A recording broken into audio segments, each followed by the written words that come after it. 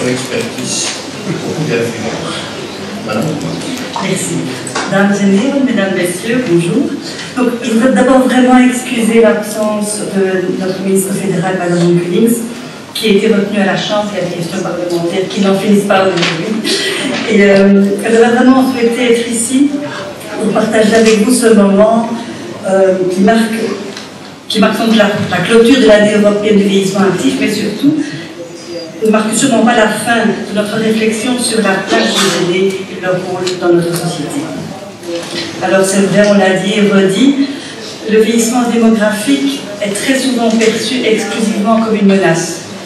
Une charge qui pèse sur notre système de pension, notre système de sécurité sociale, sur nos épaules et sur les épaules des générations à venir. Maar tijdens heel dit Europees jaar hebben we de bijdrage van de ouderen aan onze maatschappij kunnen belichten. De deelname van de ouderen aan de maatschappij vormt een belangrijk aspect van dit Europese jaar.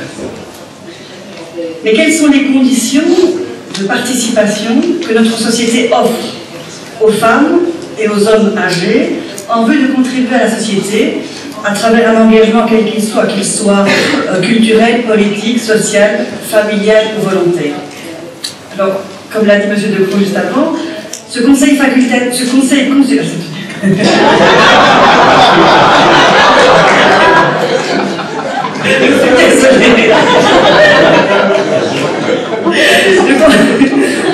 ça va continuer. Le Conseil consultatif fédéral des aînés que nous inaugurons officiellement aujourd'hui offre vraiment, obligatoirement, un espace à nos aînés pour faire entendre leur voix au niveau politique. Et M. Decroix parlait des défis dans le domaine des pensions, dans le domaine de la santé aussi, les défis sont nombreux. Et c'est pourquoi Mme Onkelings, comme ministre fédérale de la santé publique, était particulièrement heureuse de pouvoir compter sur vos avis de ce nouveau conseil. Laat ons maar spreken over twee belangrijke uitdagingen voor wat de gezondheid van de ouderen aangaat. Enerzijds de preventie van ziekte en van een onvermijdelijke afhankelijkheid en anderzijds de zorgorganisatie. In eerste plaats gaat het dus om de gezondheid via preventie te vrijwaren. Preventie betekent vooral inspelen op de beslissende gezondheidsdeterminanten en belangrijkste risicofactoren. Alors, c'est vrai, on peut relativement facilement agir sur certains de ces facteurs de risque du vieillissement, comme par exemple sur l'alimentation, sur l'exercice physique, etc. Par contre, d'autres facteurs, d'autres déterminants de la santé, comme nous les appelons, sont plus difficilement modifiables, surtout quand on avance en âge, à savoir le statut socio-économique, la profession, l'éducation, le manque de support social, le logement, les facteurs psychosociaux, etc. Et sur ce plan-là, nous ne sommes pas tous égaux devant le vieillissement actif, nous ne sommes pas tous égaux devant l'espérance de vie. We moeten toch weten dat die sociale factoren soms een grotere impact op de gezondheid hebben dan de gedragsfactoren zoals roken of te weinig bewegen. Dus alle preventieacties die tijdens de hele levensloop op de gezondheidsdeterminanten inspelen, zullen dus een positieve weerslag hebben op de gezondheid van de ouder wordende personen. Dus achter het concept van actief ouder worden gaat dus ook een sociaal model schuil dat we moeten verdedigen. Donc je répète en français, ça me paraît important. Derrière le concept de vieillissement actif, c'est donc aussi un modèle de société que nous devons défendre. Et c'est pourquoi je reviens au conclave qui était relativement long et douloureux. Madame Onkelings s'est battue lors de la confection du budget pour garantir à tous des conditions de vie décentes. Et une rigueur budgétaire qui ne tiendrait pas compte de l'impact des facteurs socio-économiques sur la santé, tant sur la santé physique que mentale, serait en contradiction avec le concept de vieillissement actif promu par l'Europe.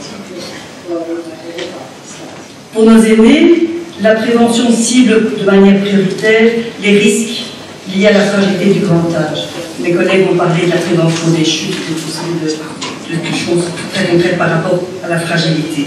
Et il s'agira de permettre à toutes les personnes âgées, quel que soit leur parcours de vie, de bénéficier d'une bonne qualité de vie dans leur environnement familier le plus longtemps possible.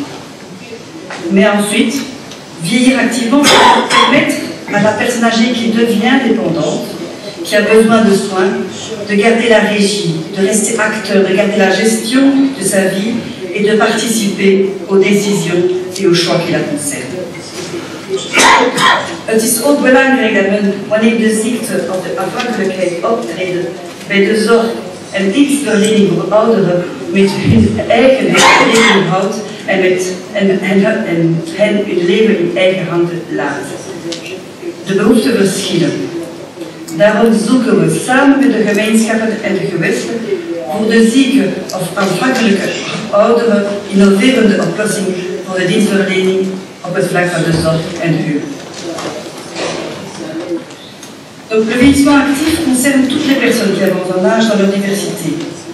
Les aînés ne forment pas un groupe homogène, et vous en êtes sans doute la preuve vivante. Parmi eux, il y a une grande diversité sociale, culturelle, de revenus, d'état de santé. Le vieillissement actif doit donc se conjuguer au pluriel. Dit Europees biedt ons dus de kans om samen met u na te denken over wat actief ouder worden voor ieder van ons betekent, ongeacht onze socio-economische herkomst. Vieillir en restant actif, c'est favoriser une vie autonome et le maintien du lien social aussi longtemps que possible, en accordant une attention particulière aux personnes âgées les plus fragilisées. Pensons en particulier aux personnes âgées isolées, personnes âgées handicapées ou issues de l'immigration.